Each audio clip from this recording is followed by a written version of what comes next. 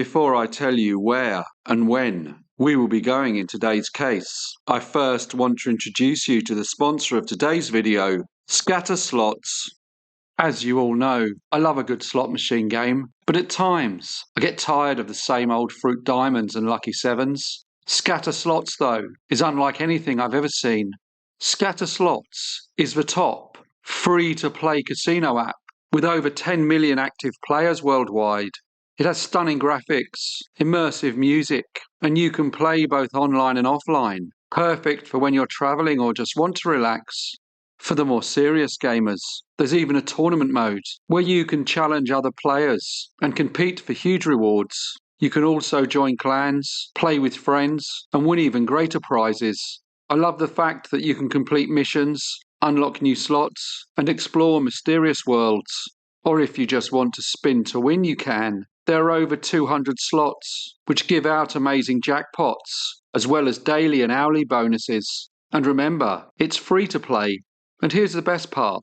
You get a huge 12 million coin bonus just for signing up.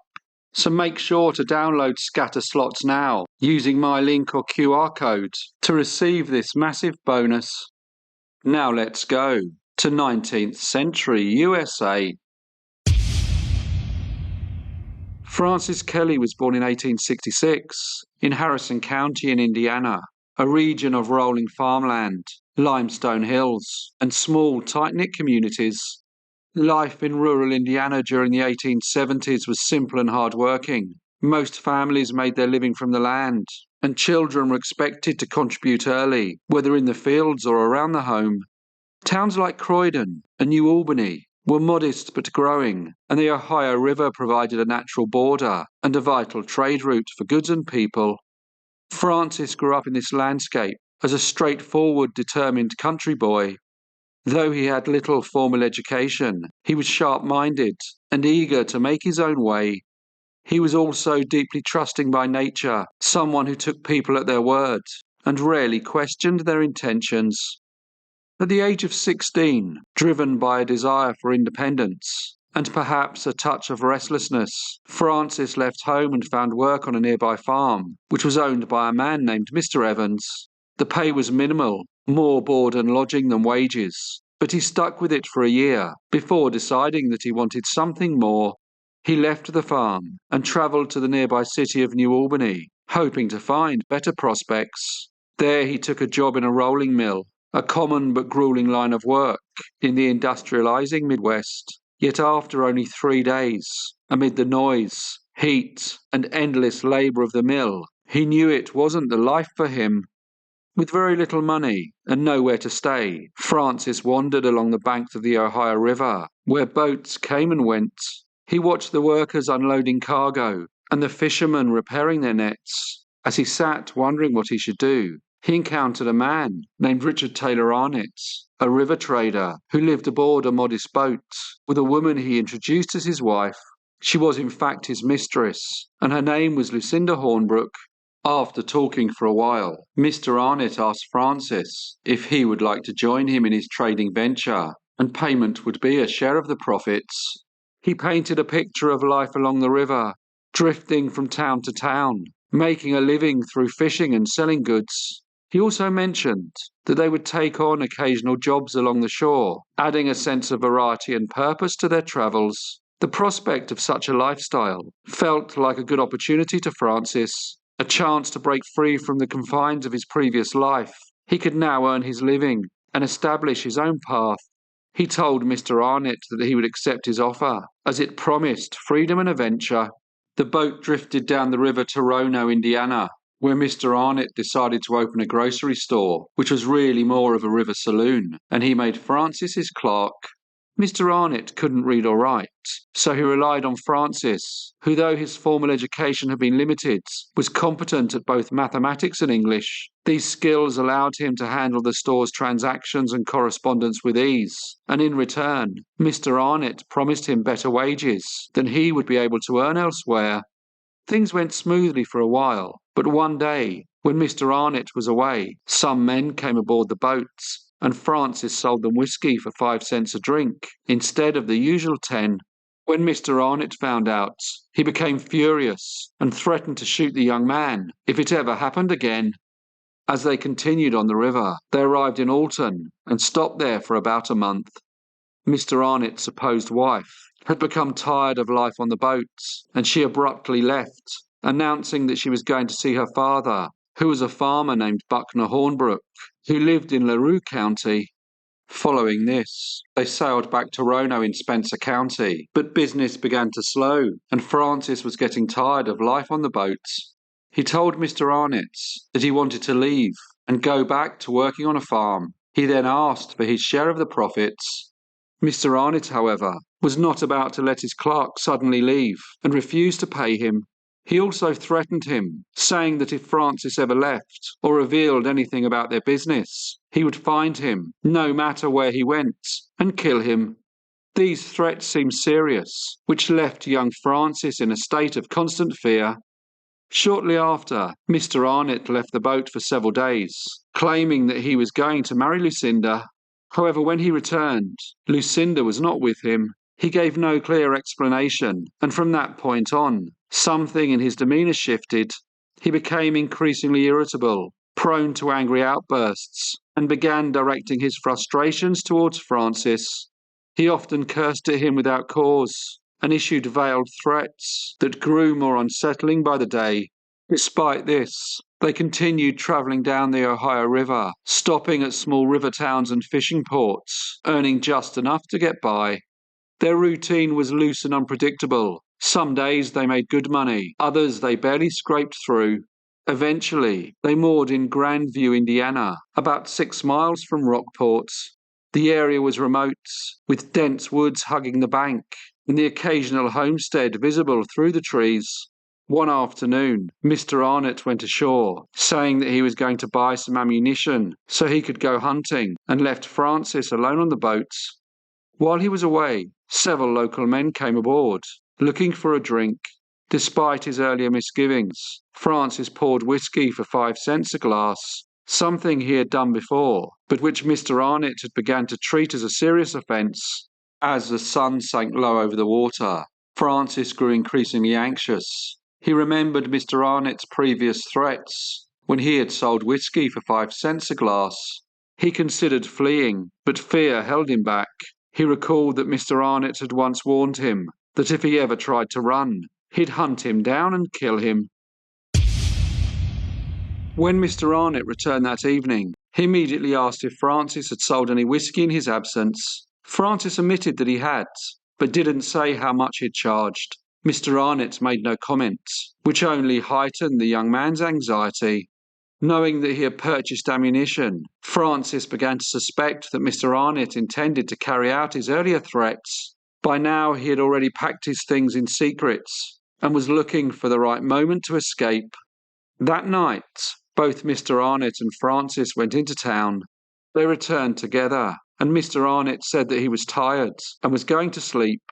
He then instructed Francis to steer the boats, but the tension hadn't eased. Alone at the helm, Francis couldn't shake off the fear that the older man would wake in a rage when he learned how cheaply the whiskey had been sold. He imagined the scene, Mr. Arnott shouting, reaching for a weapon, and then perhaps shooting him without a second thought.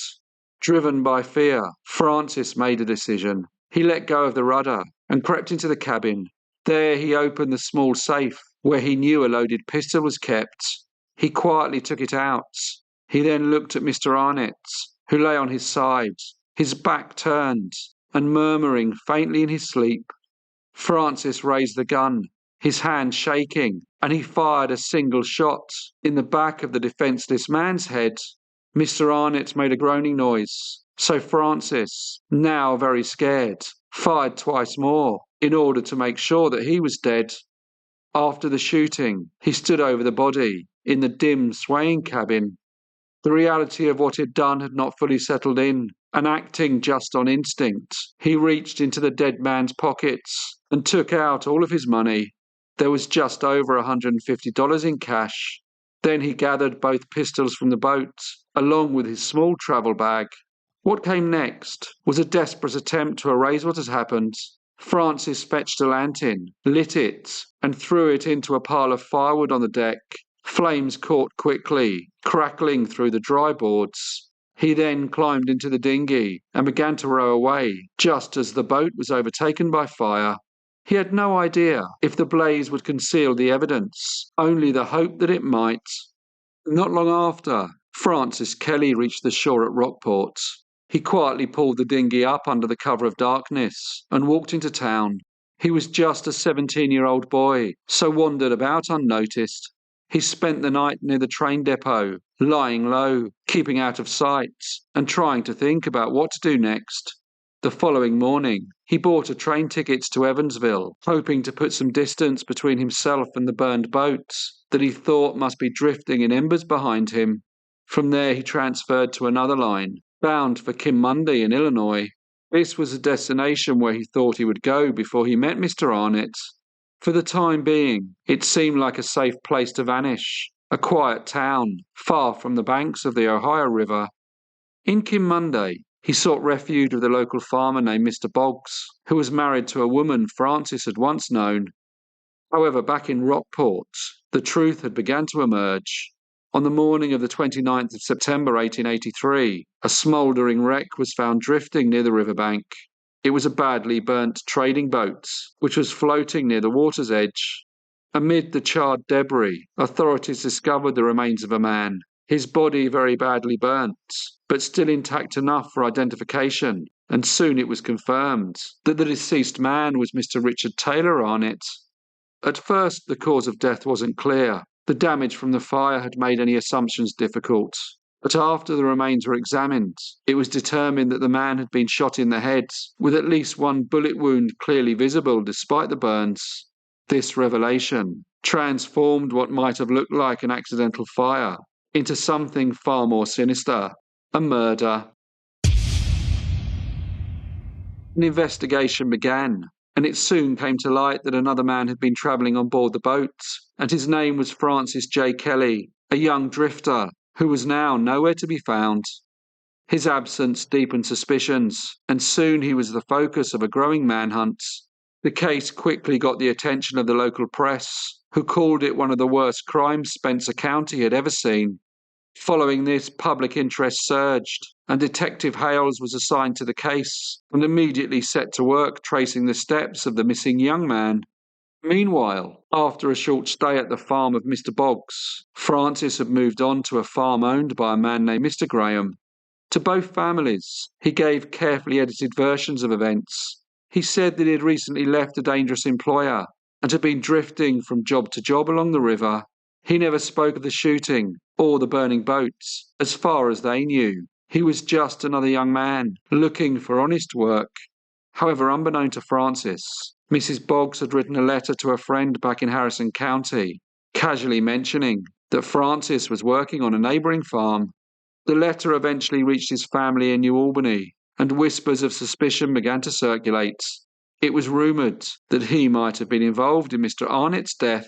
In an effort to protect his son, Mr. Kelly, Francis's father, issued a public denial. He told the local newspaper that his son was in Kentucky and that he had recently heard from him. He did this in the hope that it would quell the speculation, but the denial had the opposite effect. The statement caught the attention of Marshal Hales, who was still hot on the trail. Reading the article, he travelled to New Albany to speak to the family and gather further information. His timing proved fortunate. Just as he arrived, new information had surfaced that pointed directly to Francis Kelly's whereabouts. Without delay, the Marshal departed for Kimmundy. Marshal Hales eventually tracked Francis down in Ashley, Illinois. There he placed him under arrest. Francis was very cooperative and went willingly with the Marshal on the afternoon train back to Rockport. There the young man made a statement to the authorities. He insisted that he had not killed Mr. Arnott for money. He said that the man owed him wages from their time working and travelling together, and he claimed not to have acted out of greed, but out of fear. He said that they had never had a written contract or clear agreement, and he had worked on verbal promises that had not been fulfilled, and stayed on board the boat working due to the threats that had increased as the weeks passed. The shooting, he maintained, was a desperate act of a frightened 17-year-old, not a cold-blooded killer. Nevertheless, Francis Kelly was charged with murder. The trial of Francis J. Kelly began on the 25th of October 1883 in Rockport. There the young man openly admitted to having shot and killed Mr. Richard Taylor Arnett, but entered a plea of not guilty, claiming that he had acted in self-defence. His explanation echoed the story that he had told upon his arrest, that he feared for his life following a series of threats that had been made by Mr. Arnett during their time travelling together on the river. The court appointed Judge Laird to serve as his counsel. The trial moved quickly. Much of the evidence presented by the prosecution merely confirmed what the defendant had already confessed. Witnesses were called, but their testimony did little to expand the facts beyond Francis Kelly's own account. Among those brought to the stand were 3 boys who had encountered the defendant and Mr. Arnett on the river near Grandview. They had spent time on the boat and had gone hunting with Mr. Arnett. Each of them testified that the young man on trial was indeed the same person that they had seen aboard the trading boat with the deceased. In the gallery, the presence of both fathers lent a solemn air to the proceedings. Francis Kelly's father sat quietly, visibly worn, while Mr. Arnett's father, who had journeyed from Hodgenville in LaRue County, Kentucky, listened intently to every word. When the court turned to character evidence, it was stated that although Mr. Arnett was known to drink and could occasionally be rough in his language, given to cursing, and the sort of temperamental outbursts not uncommon among the men who lived along the river, he was by all accounts not a violent man. Those familiar with him testified that he was not someone known for violence, and had never been known to do anyone harm. Others who had worked with him or met him during his travels testified that while he could be abrupt, he was not cruel, and nothing in his past suggested he was capable of provoking the sort of fear that would justify his killing. Outside the courts, a small crowd lingered. The grim details of the case was spreading through the town, as people speculated about how the jury might interpret a killing supposedly committed not out of malice, but out of fear. When the trial ended, the jury returned a verdict of guilty, but with the recommendation for mercy. The judge, taking that into account, sentenced Francis Kelly to life imprisonment rather than death. In 1883, this was seen as significant leniency, especially for a case involving a confessed killing and an attempted cover-up. Some in the courtroom expressed quiet relief. Others, particularly those close to Mr. Arnett, felt that the punishment didn't match the crime. Francis was led from the courtroom in silence. He had shown little emotion during the proceedings, perhaps out of shock, perhaps from exhaustion after weeks of fear and uncertainty. News of the verdict travelled quickly in the towns along the river, and people debated whether justice had truly been done. For Francis, the sentence marked the beginning of a new kind of confinement, one far different from the drifting riverboats, but no less uncertain. He would spend the rest of his days in prison, far from the fields and ferry landings he had once known. The boat, the river, and the fire that had briefly lit up the night near Grandview would fade into memory, but the story of what happened that autumn remained a cautionary tale, long after the courtroom had gone quiet. I would like to once again thank Scatter Slots for sponsoring this video, and to download Scatter Slots for free, please scan the QR code or click on the link in the description. As usual, please leave any comments or feedback you may have, and I hope to see you all again in the next brief case.